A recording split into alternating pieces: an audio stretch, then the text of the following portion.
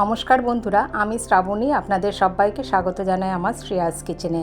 আজকের পর্বে আমি আলু পটলের একটি ভিন্ন স্বাদের রেসিপি নিয়ে চলে এসেছি আপনাদের সামনে। সবসময় আলু পটলের একই রকম রেসিপি খেয়ে খেয়ে বোর হয়ে গেলে এই নতুন ধরনের রেসিপিটি কিন্তু ট্রাই করে নিতে পারেন।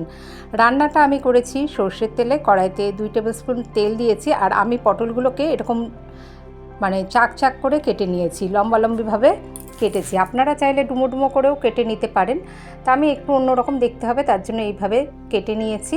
আর তেলের মধ্যে পটলটা দিয়ে তারপরে সামান্য একটু নুন দিয়ে পটলটাকে ভালো করে একটু ভেজে নেব। বেশ নাড়াচাড়া করে পটলে ভাজা রং ধরে আসা অবধি আমরা ভেজে নিচ্ছি।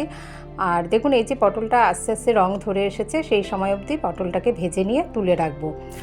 এই পটল দিয়ে পটলের পটল পোস্ত, পটল ভাপা, এরকম নানা রকম মৌরি পটল, দুধ পটল, দই পটল সব রেসিপি তো ট্রাই করেছেন। একবার এই রেসিপিটি কিন্তু ট্রাই করে দেখতে পারেন। পটলটা ভেজে নিয়ে তুলে নেওয়ার পরে হাফ চামচ সাদা জিরে ফোড়ন দিয়ে ওই তেলেই আমি আলুটাকেও সেই জন্য এরকম গোল গোল চাক চাক করেই কেটেছি। যেহেতু পটলটাকে ওইভাবে কেটেছি, তবে পটলটাও আপনারা চাইলে পটলটা লম্বা লম্বা করেও কাটতে পারেন, আলুটাকেও লম্বা করে কাটতে পারেন, আবার ডুমো ডুমো করেও কেটে নিতে পারেন। আলুটাতেও সামান্য একটু নুন দিয়ে ভেজে নেব। দেখুন, আলুটাও আস্তে আস্তে রং ধরে এসেছে, ভাজা একটু হয়ে এসেছে। সেই সময় এখানে দিয়ে দিচ্ছি আদা কাঁচা লঙ্কা বাটা। আদা কাঁচা লঙ্কা বাটা দিয়ে ভালো করে কষিয়ে নেব, এর কাঁচা গন্ধ চলে যাওয়া অবধি। তার সঙ্গে আলুটাও বেশ ভালোভাবে কষানো হয়ে গেল।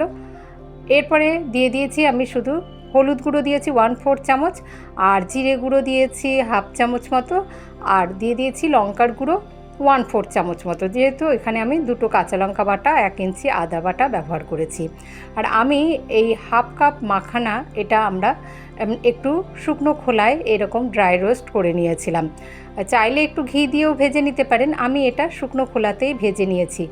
ভাজা হয়ে গেলে এটাকে ঠান্ডা করে একটু দুধ দিয়ে এর একটা পেস্ট বানিয়ে নিয়েছি। এর মধ্যে যেটুকু প্রয়োজন সেই রকম অল্প একটুই, দেখুন এরকম দুধ দিয়ে পেস্ট বানানোর ফলে এই রকম একটা ঘন পেস্ট আমরা তৈরি করে নিয়েছি।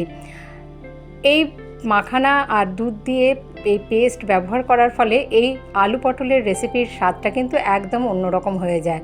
কাজু বাদাম বাটা দিয়ে আমরা রান্না করে থাকি, পোস্ত দিয়ে রান্না করে থাকি, দই পটল, দুধ পটল সবই তো রান্না করে থাকি। একঘেয়ে এই ঝিঙে পটলের মরশুমে একই রেসিপি খেতে খেতে না মুখে আর ভালো লাগে না।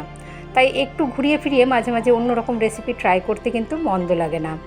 ওই মাখানা বাটাটা একটুখানি কষিয়ে নিলাম, তারপরে এই ভেজে রাখা পটলটাও দিয়ে দেব। দিয়ে আলু পটলটা বেশ ভালো করে একবারে এই বাটার সঙ্গে আমরা কষিয়ে নেব। এবার ওই মিক্সিং জারের বাটি ধুয়ে সামান্য একটু জল দিয়ে দিলাম, সব একটু মিশিয়ে নেব, আবার আর একটুখানি জল দিয়ে নেব। যেহেতু এটা আমরা এরকম গোল গোল চাকচাক করে কেটে নিয়েছি, সেই জন্য ভাজা হওয়ার সময়তেই কিন্তু অনেকটা আমাদের এটা সিদ্ধ হয়ে এসেছে। তারপরে একটু মশলার সাথে কষিয়ে নিয়েছি, সেই জন্য এটা আর বেশিক্ষণ বেশি জল দিয়ে ফুটিয়ে নিতে হবে না। আর অল্প একটু জল দিলাম। আর বেশ মাখো মাখো, এটা কিন্তু গরম ভাতেও খেতে যেরকম ভালো লাগে, রুটি পরোটার সাথেও কিন্তু বানিয়ে নিতে পারেন। রাতের ডিনারে এই রেসিপিটি ট্রাই করে দেখতে পারেন। পটলের একদম ভিন্ন স্বাদের একটি রেসিপি, খেতে কিন্তু বেশ হয়েছিল। 2 মিনিট মতো একটু লো আঁচে রান্না করে নিলাম। তারপরেই দেখুন, এই যে সব ভালো করে মিশিয়ে দিচ্ছি, একদম মাখো মাখো এই রেসিপিটি খেতে কিন্তু বেশ ভালো লাগে। ভালোই হয়েছিল খেতে, সেই জন্যই আপনাদের সাথে শেয়ার করছি। আমার চ্যানেলে নতুন বন্ধুরা যারা এখনও চ্যানেলটিকে সাবস্ক্রাইব করেননি, অনুরোধ করব চ্যানেলটিকে সাবস্ক্রাইব করে আমার পাশে থাকবেন। দেখুন, আপনাদের সাপোর্ট আর ভালোবাসা আমাকে এগিয়ে যেতে সাহায্য করবে। সব ভালো করে একটু মিশিয়ে নিলাম। একদম রান্নার শেষে দিয়ে দিচ্ছি 1/4 চামচ গরম মশলার গুঁড়ো। গরম মশলার গুঁড়োটাও একটু মিশিয়ে নিলাম। আর চাইলে এখানে একটু চেরা কাঁচা লঙ্কা দিয়ে দিতে পারেন, বা একটু ঘিও দিয়ে দিতে পারেন। আমি গ্যাসের আঁচ বন্ধ করে স্ট্যান্ডিং টাইমে রেখে দিলাম 2-3 মিনিট, তারপরেই এটা সার্ভ করে দেব। একদম মাখো মাখো এই রেসিপিটি ডিনারে রুটির সাথে খেতে বা জলখাবারের লুচির সাথেও খেতে কিন্তু দারুণ লাগে।